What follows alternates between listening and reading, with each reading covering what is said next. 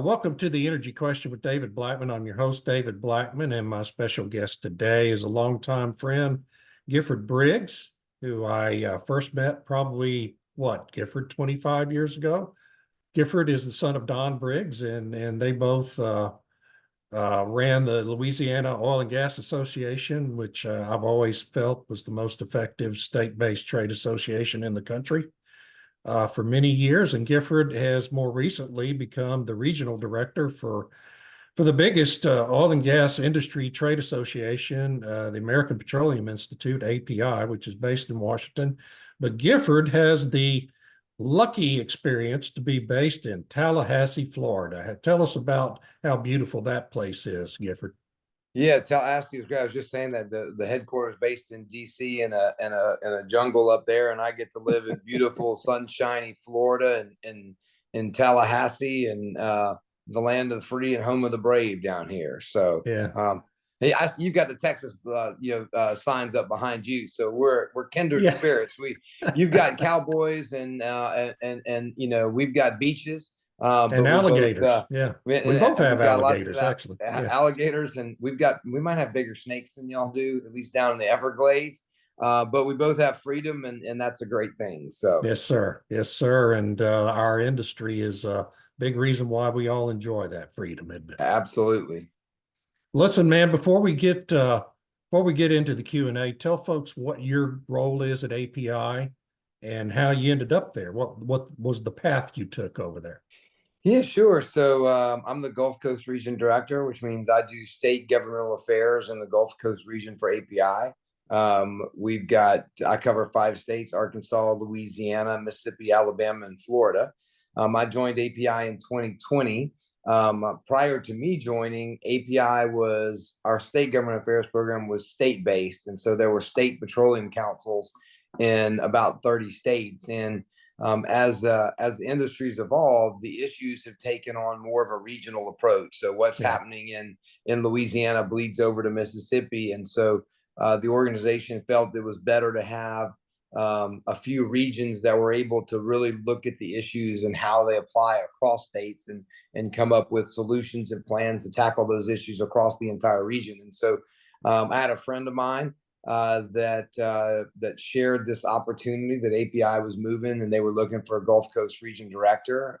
It was in the middle of COVID, which is not necessarily a good time to start a new role. But I had been with Loga at that time for right about 13 and a half years, and so it was I think a good opportunity for me to take a next step and get outside the Louisiana oil and gas industry bubble, which I've been exposed to my whole life, and take that same passion I had for representing the industry in Louisiana and see if I could bring it to other states and have a little bit broader perspective, which it's been fantastic. I've learned a lot. There's a lot of different ways that our government does things in different states. There's, while Louisiana gets a bad rap, there's a lot of things that Louisiana does really well from a legislative perspective. And so I've learned a lot about that, and just, and it's been interesting to see the different perspective that the world has on the energy industry that, while trying to tackle the problems of Louisiana and making sure that Louisiana has an environment that's conducive towards good oil and natural gas development, you don't get to see some of the policies that are going on elsewhere in the country. And it's been a little bit shocking, to be fair, to see the perspective that people have against the industry. And so it's been a great experience. I love it. I love working for API. I love that I get to continue to fight for this great industry and the hardworking men and women that make it up. Yeah, the diversity of the states you represent is pretty incredible when it comes to oil and gas. I mean, well, I've had a lot of dealings in Florida in my career, and it's a much tougher place to be involved in the oil and gas business, although still a good place than Louisiana or Mississippi or Alabama are. You've got under your purview, you have a tremendous cross-section of what's happening in the industry, from the upstream to shale plays in Haynesville and in Arkansas, and pipeline, the midstream business, a prolific piece of the midstream business, and downstream refining and LNG exports. You're covering the whole gamut there. Yeah, well, it's a big assignment. we get the Gulf of Mexico in there. Now we've got lithium mining and CCS, and then Yeah. we don't do a whole lot of production here in Florida, but we consume an incredible amount of energy, and Yeah. so it's I get to see all sides of the industry, and again, that's why I made the change over to APIs to be able to be involved in all of it, and it's just been such a blessing. Yeah. Another thing that Louisiana is going to be a real leader in nationally is carbon capture and sequestration. Obviously, I mean, it's just because of its geographical location and the geology underneath it. Enverus came out with a study last year that it really says Louisiana may be an even bigger piece of that particular puzzle than Texas is going to be as the years go by. Are you getting involved in anything related to that? Yeah, I mean, interesting enough, started my involvement in CCS in Louisiana long back before I joined API in my Yeah. Loga days, and some of the initial legislation. And back then, working closely with Denbury, who was focused on the EOR side of the program, and helping get the policies in place. And they built their green pipeline going all the way from Mississippi down into Texas. Fortunately, Louisiana, sort of looked around the bend and saw CCS coming, and the Department of Natural Resources and Governor Edwards, I've got to give them credit, were very aggressive in pursuing primacy for the state. Yeah. And Yeah. it's not very often that Louisiana looks over its shoulder in the rearview mirror and sees Texas trying to play catch up. But Yeah. Louisiana is in the lead position on this, and not just because of geology, but frankly, because of the leadership of Governor Edwards and getting out and making this happen. So now Louisiana's got the geology, it's got the people, it's got the industry, it's got the expertise. You've got a tremendous service industry in South Louisiana that's worked offshore, and in Lafayette and the Acadiana region, of just people that are experts and being able to figure out ways to do anything and everything, and a great workforce that spent a lot of time in Midland, Texas, and maybe they get to stay home a little bit and work on these billions of dollars of projects that are slated for Louisiana. It's an exciting time. It's an exciting time for the state, and I think we'll start seeing obviously they're doing some exploratory stuff now and testing, but I think we'll really start seeing the dirt turning on CCS projects next year. Yeah. Yeah. And you mentioned the offshore piece of the business. That's such a critical part of the industry. And I wonder, in your role, given that the Gulf of Mexico and those leasing challenges that we have going on in this administration, are you getting involved? Do you, in your role, get involved in those Gulf of Mexico kinds of issues for API? Yeah, to a certain degree. So obviously we've got a federal team, and leasing in the Gulf of Mexico is a Right. federal issue, and we've got huge offshore policy people. But the people that service the Gulf of Mexico and all those platforms, they're all Gulf Coast residents for the most part. And so it takes a lot of advocacy. It takes a lot of people getting involved in the process. And so one of the things that's been great at API is really trying to get a fully integrated approach where the federal team is working with the state team, is working with the policy team to identify what's the best path forward. It may be that we need to get people in Louisiana calling their congressman, or we need to get letters from a chamber of commerce in Alabama written to their congressman. Yeah. And so all of those pieces come into play where we're all working together in a streamlined advocacy campaign to try and accomplish the goal.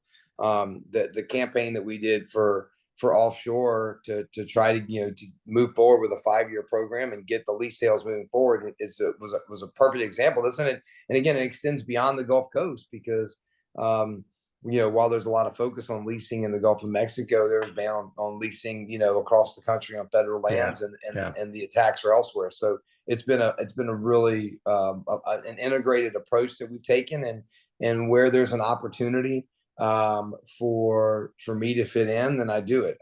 Louisiana, another area they're leading in right now, is they've got a lot of leadership in Washington, with Congressman Scalise and obviously Speaker Johnson, and so I've got longstanding relationships with both of those individuals, and so there's been times where the federal team is, you asked me to weigh in those areas. So those are just different ways that we try to plug in and provide support, to each other, within API. Well, in addition to those powerful positions in the House, you have the most entertaining individual in the United States Senate in Senator John Kennedy. He's not in leadership, but boy, he sure does keep us entertained. He is, for those of us that have had the pleasure of knowing Senator Kennedy for as long as I have, it's, this is not, I'm sure there are people out there that think that he just got to Washington and this is sort of became his shtick, but this is who he has been for a very long time. And, I'm just very fortunate that he hasn't turned the humor in my direction yeah, I say, yeah, I think, there's always an opportunity down the road, but so far I haven't been the target of any of his interesting comments. Yeah, it's best to stay out of Senator Kennedy's line of fire, I think. I certainly wouldn't want to be in it. Going back to the Gulf of Mexico, the administration just finalized its new regulations that increased royalty rates for onshore leasing and increased bonding requirements on the industry. It did also in the new 5-year plan. They are going to be offering some lease sales, although dramatically scaled back from past administrations. How did API's what was API's position on those changes to the leasing regulations? Well, and again, I'm not directly involved in all this. So I'd have to leave that to the policy team or I'm sorry, I'm getting kind of off your track. Yeah, no, that's okay. No, I mean, while I can't comment on the individual policy because I don't know enough in that specific area. We have, I will say this, is that we have a very detailed policy structure at API. And so it's not, it's not sort of fly by the seat of our pants or what our federal team does. Anytime any of these rules come before or are being proposed, we convene a policy committee that is made up of our member companies and experts in that particular field, which we've got lots of experts with lots of opinions across our industry for sure. And API serves as the convener for those. And so, we go through a very detailed process of bringing it up through the committee structure. Financial assurance is obviously was one that industry's been working on for a long time. Not everybody always agrees in the committees, but we're able to get to as close to 100% consensus. And, we submit the policy team says, here's the policy. And then they turn it over to the federal team and they go and advocate for it. On the 5-year plan, obviously that's very disappointing. To go from, this year not having a single lease sale for the first time in history, fighting for lease sales last year. We're used to having at least 2 lease sales a year. This is to be fair though, this is an administration that is following through to some degree on some of the commitments, and I think he's got pushback from some of his supporters and saying you're not following through enough. Congress basically said you're like legally required to have some lease sales, so he's doing essentially the bare minimum to be able to meet those obligations. But he's doing what he said. I mean, the president is serious about a transition away from oil and natural gas to other sources of energy. Whether we agree with it or disagree with it, the majority of the voting people sent him to Washington to make true in his campaign promises, and this is one of the ones that he said. So while it is disappointing, and we continue to work to educate members of Congress, and there's bipartisan support for more lease sales in the Gulf of Mexico. There's bipartisan support for the oil and natural gas industry to continue to produce the energy that we need here in this country to be able to support our allies. But this year is a very special year. It's an election year. So, things are going to happen like LNG pauses that make absolutely no sense to anybody. And so it's just an unfortunate part of the world that we're in right now. So what are some of the key issues? This is an election year, and of course it's an election year for a lot of the state officials in the states you're working in. What are some of the key issues the industry is facing in some of these states that are in your region? Well, the good thing for me is that at least I largely live in a region that supports the oil and natural gas Yeah, industry. yeah. So in that respect, it's a good thing. I mean, we are working on carbon capture legislation and issues across all of my states except for Florida. Alabama's got legislation that's moving through the process right now. Mississippi's working on it. Arkansas is not in session this year, but we did have legislation last year. I think that by the end of 2025, maybe even 2024, but likely 2025, you will see that Arkansas, Louisiana, Mississippi, and Alabama have all submitted their request for primacy to the EPA and have advanced their regulatory and legislative frameworks to be able to begin deploying CCS. So that's an issue that as far as proactive or positive advancements for our industry, that's the issue that I'm looking at from a regional perspective, obviously, that's moving forward. Arkansas also has a really interesting lithium developments going on right now with Oh Exxon boy. making Yeah. some very interesting announcements and investments in lithium mining in Arkansas, which is, again, that's a space it's very much in the beginning phases of those, but we're, how do we do royalties? How are leases done with mineral owners? I mean, those are some interesting conversations that are starting to happen now. So those are in my region. What the rest of the country is it's surprising. I mean, we're seeing the transition away from gasoline powered vehicles happening across the country.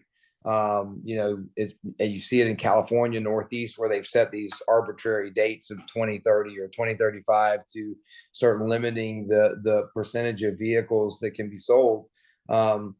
While the manufacturers are out there saying we can't meet these goals. So No, and but the they're scaling legislation back. the legislation is moving forward, and Yeah. these bans are moving forward. And again, I talk to my friends in Louisiana. I tell them, hey, Virginia's banned the sale of the gasoline powered engine after 2030, and they're like, yeah, they haven't. That's ridiculous, but it's happening. So that just means there's going to be a good market for gasoline powered vehicles, unless the manufacturers just realize, hey, that market's too big and we just can't make those vehicles anymore. And so I think those things are, a lot hinges on this election cycle, and energy is going to be on the ballot, and there's going to be two very different views of how America should advance forward. Our country should move forward in the realm of energy. One that is where we are now, which is we're going to accelerate and use hard policies and in order to accelerate a transition away from oil and natural gas to other sources of energy. And that's the current administration. And I would imagine that's only going to ramp up if they get reelected as part of their campaign. Or you're going to have the Trump administration come in, and he's likely going to sort of bring back some of the policies from 4 years ago, where it's let's produce as much of American energy as we possibly can. Let's export it where we need to around the world, and let's make sure that we provide a high level of national security through strong energy policy. I think that's actually, people that talk about that, I see a lot of people saying that's kind of a weakness in our system in the United States where this transition is concerned, is that we have, these frequent changeovers in executive branch of the government, and that kind of slows our ability down. But as I look out in the future, and I wonder what your view on this is, I think it's actually a strength for us because as the public sees how things are going, right, it has the ability to change directions to some extent. But people think a reelection of Trump is going to mean, well, we're going to repeal the IRA and all this other stuff is going to go away.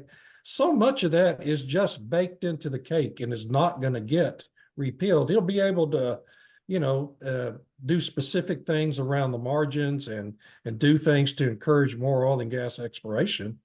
But what we're going to end up with, should that happen, I think, is just going to be kind of a rebalancing of the mix, not any kind of radical pullback from what's being subsidized in the IRA. I wonder what your view is about that. Yeah, and so this would be my view, I guess, not API. So we're just sort of talking off Yeah. the conversation here, which is, hey, I'm fine with, right. I think there's I haven't really thought about sort of the bounce back and forth, and certainly the pendulum swings, and I would like for it not. And our industry, certainly more than anything, is like, with predictability, we can do anything, right? If you tell me what the rules of the game are, we'll figure out how to produce oil and natural gas within those rules. So the changing isn't always great. From a bigger perspective, what the changing does allow, I think, to some degree, is ensures that the free market works, right? Because, what we're seeing right now under this administration is sort of a heavy-handed approach, sort of on the free market, saying this is a policy objective. We're going to drive the free market here.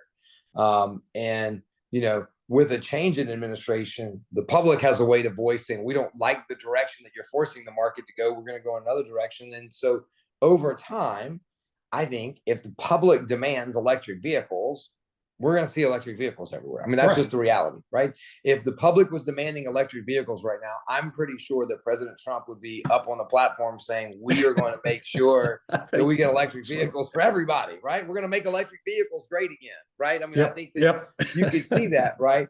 But that's not where the country is yet. We may get there someday, but because you don't have one regime in place for 15 years who can put their thumb on the scale for 15 years, which is enough time to really drastically shift, the change allows for the free market to work and to kind of go. Whether or not we're putting our, the thumb on the free market more than I think we should is, that's probably more of an offline conversation than a podcast one. I need to make sure that I'm still the Gulf Coast region director after this airs. Exactly. Yeah, I don't want to damage your career prospects here, Gifford.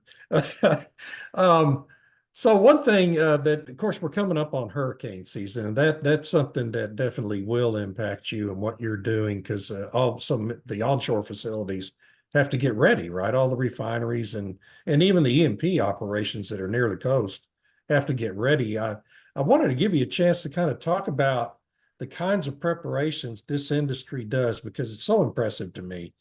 The preparations in terms of safety and hurricane readiness that these companies go through to be prepared for hurricane season are really impressive, and it's something the public doesn't know a lot about. Just wanted to give you a chance to talk about that. Yeah, so I mean, it's interesting for API in this role that I have. Obviously, I've got 4 of the 5 like Gulf of Mexico states, so hurricanes are a big role. I mean, I kind of, in our office, we kind of look at it as we've got 3 seasons that we do in our work. We've got legislative season, which we're in now and coming to a conclusion of in June. All of my states essentially have session at the same time, which is not true in the rest of the country. And then as soon as session ends, and really before it ends, but kind of starting now, we begin to transition into hurricane season. And so a lot of our work that we do now until October ends up being around sort of the hurricane season. And we've had some pretty busy ones since I came on board in 2020. And then obviously after that we go into election season. But the work, I'll speak to about what we're doing at API right now, is that we've already begun having conversations with the emergency management officials in all of our states. Just making sure that we're opening the lines of communication. What changes do they have in place? Who are the right contact people in place? And begin to make sure that, as we get ready for a hurricane, that everyone's got the right contact information. Depending upon where you are in the industry. So we're beginning to have conversations with the emergency management officials in these states to make sure that we're aligned. And then as a hurricane starts approaching, obviously every company has their own procedures, and it depends on where you are. Is it coming to the Gulf of Mexico? What category it is? Where's the platform? It could be that, it just begins sort of, tightening down the hatches, or, sort of to use a boating analogy. But it can go all the way to, look, we're going to shut in the well so that there's no more production. We're going to evacuate our teams. The safety of our people and the safety and the environment are always the 2 most important things that the industry considers. And a very close one behind that is making sure that we can continue to provide the energy that people need. Because the moment the hurricane passes through, the first thing that has to happen is people need power and they need energy and they need gasoline for their vehicles. They need gasoline for the emergency crews. And so, we can't just say, we're going to shut our operations down, everybody go home for a week and evacuate, because the country needs us. The communities need us to be back up and running to provide that energy. And so, depending upon where the storm is going, there's different levels of preparations. But API, my goal, and my associate director Eric is we're in constant contact with the companies and the emergency management people, oftentimes serving as a conduit of information. And so that as soon as a storm goes through, we can begin to identify where do we need fuel? Are the terminals damaged? Can we bring in fuel from other places? And so that sort of coordination of activities is critical. And do we bring them in from other states? Do we bring them in as if it hits Louisiana? I mean, that's the worst case scenario, right? From a fuel standpoint, you have those storms that go up through Baton Rouge and through between Baton Rouge and New Orleans, where you've got 50% of the refining and fuel and capacity that powers our nation going through there. That becomes a real critical issue for not just for the region, but for the country. If they can't, if they're down for a week, we've got significant problems. And so getting them back operational, and sometimes it's working with the state police or the governor's office or the office of the National Guard, to be able to say, hey, we've got to get these roads clear, because we've got to be able to get fuel or trucks to the terminal and back. Otherwise, this entire portion of the state's not going to have any gasoline. Right. So Right. that's just some of the things that kind of what we do in our role in trying to make sure that people have the energy and fuel they need and fill up their generators and power their homes in many cases. Well, it's an important role you play, and it's been a great augmentation, I think, that API performs now that didn't exist 20 years ago with the regional directors and state directors in some specific states. And I just think it's been a real enhancement to the industry as a whole. And so I'm really, just personally, and I know a lot of the companies are too, very grateful to API and you for performing the services you do to augment the efforts of state associations like LOGA, and all the other states. So really appreciate what you're doing. I'm glad I was able to catch up with you this week, Gifford, and really enjoyed the interview. Wish you the best of luck going forward. Let's not wait too long to do it again. I'm happy to jump on with any time. If we've got critical issues, just let me know. I'm happy to do it. All right. Good deal, man. Have a great day. Appreciate it. Thank you. Thank you. And thanks to our audience for joining us, the Sandstones Group for hosting our podcast, to our extraordinary producer, Eric Perel. I'm David Black. That's all for now.